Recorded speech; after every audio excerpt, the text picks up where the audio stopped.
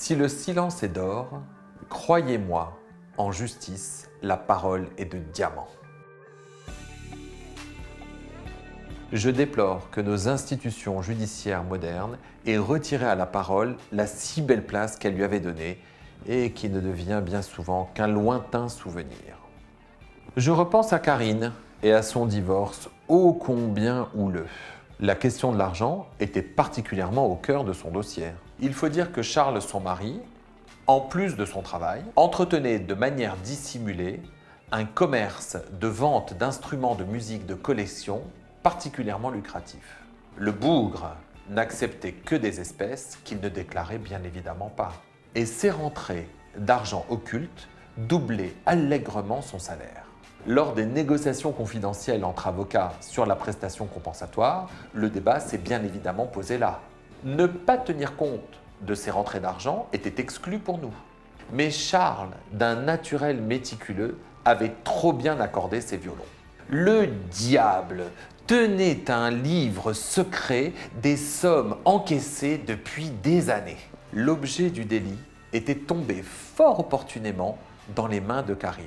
C'était trop beau, voire inespéré pour un avocat comme moi. Charles ne voulait rien entendre, croyant à un bluff de notre part. C'est donc in extremis, et non sans scrupule, que nous avons abattu notre dernière carte à la veille de la clôture. À l'audience des plaidoiries, nous avons frôlé le drame. Charles fulminait. L'atmosphère était électrique et Karine n'en menait pas large. J'ai cru un instant à l'imminence d'un pugilat. Il y avait trop de rancœur, trop de non-dits dans cette affaire. Lorsqu'on ne communique pas, y compris entre avocats, tout peut exploser. Au sortir de l'audience, Charles a essayé de venir au contact avec moi. J'ai compris, entre deux invectives, que jamais personne ne lui avait donné la parole et j'y ai vu une ouverture. Alors que l'affaire avait été plaidée et mise en délibéré, j'ai audacieusement suggéré une réouverture des débats. Nous avons organisé une réunion à 4 et assez vite, un espace de discussion s'est créé.